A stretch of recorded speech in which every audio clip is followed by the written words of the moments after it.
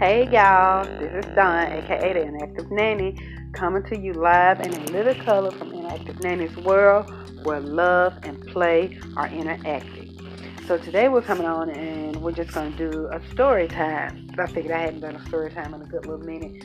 So we're going to do a story time, and the name of the book that we're reading today is Rude Giant, and it's by Audrey Wood. Long ago, Beatrix, the butter maid, and her best friend Gerda, the cow, lived in a cozy cottage in a happy valley. Every morning after tea, Beatrix served Gerda the freshest yellow hay, and Gerda gave Beatrix the sweetest milk to make into butter to sell at the market. The girl and her cow never had a care in the world until the day, dun dun dun, two rude giants came over the mountains and moved into the empty castle on the hill. The rude giants were clumsy, loud, and selfish. Oh my word. They trampled the flowers, quarreled till the birds stopped singing, and stole whatever they wanted from whomever they pleased. What would those rude giants do next? The villagers wondered. Well, the giants have some big hands. I guess that's part of the reason why they're called giants here. But life must go on, giants or not. So on market day, as usual, Beatrix the butter maid and Gerda the cow set off for the market to sell their butter. They hadn't traveled far when a great hand reached down and scooped Gerda up into the sky. Yum, the giantess bellowed. Food. I don't think that little cow is going to fill up that big old giant lady. Beatrix jumped into the giant's shoes and held on tight. Thump, thump, thump.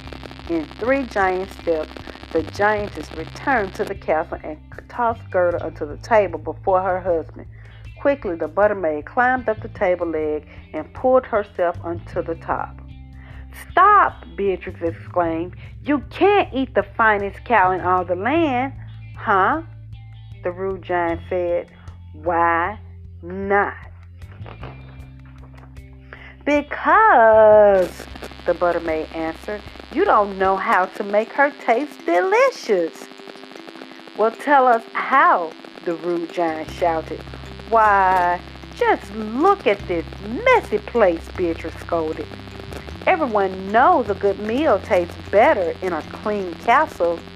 Clean? The giant said. What's that? Beatrix the butter maid told the giants what to do. They swept and scrubbed, junked the junk, and put everything back in its proper place.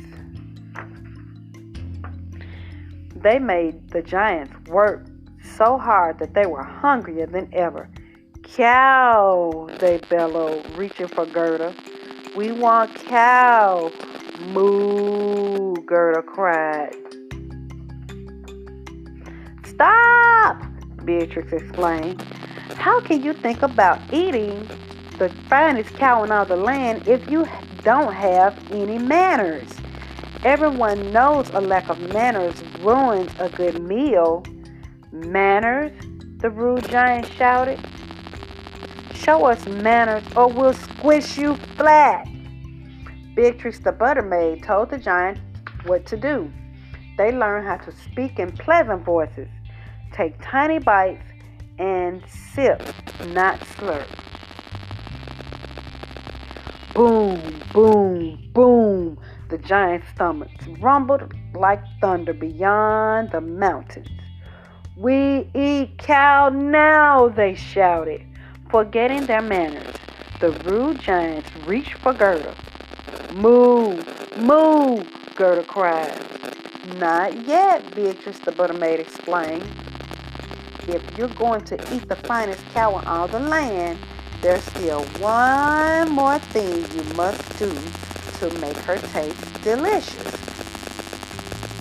Tell us, please, the rude giant said, trying to be polite. Oh, please tell us.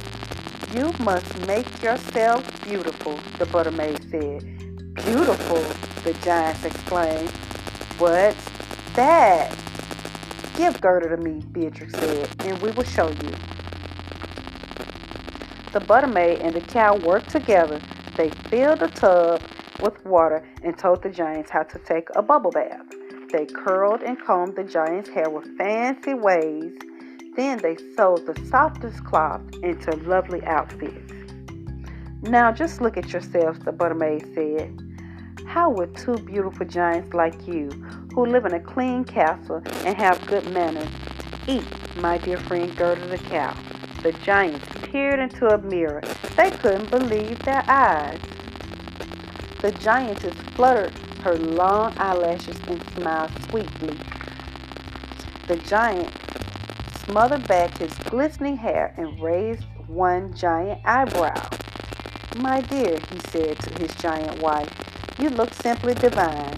And you, she said to her giant husband, you look handsome indeed. Moo, Gerda said in her sweetest voice. The giants looked at the cow. Their giant stomachs growled as they licked their giant lips. Bending down low, they whispered in the butter maid's ear, hungry. We are still very hungry. What are we to do? Beatrix knew what to do.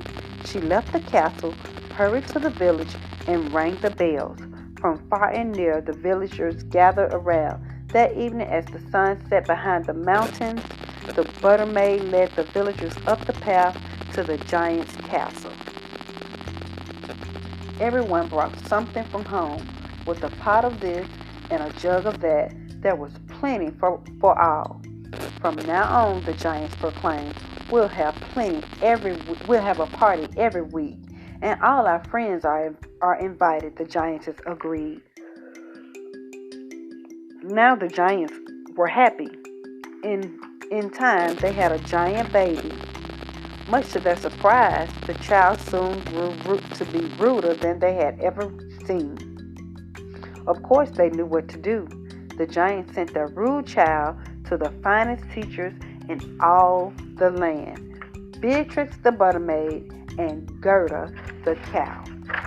And that's the end of the story. That was Rude Giants by Audrey Wood. Y'all, this book is so cute. Like the artwork and the illustrations are really fantastic. I actually enjoyed reading this book. This was my first time even reading the book myself, so I really enjoyed the book.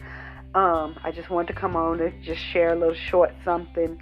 I'll be back on probably this weekend to do another installment or episode of Interactive Nanny.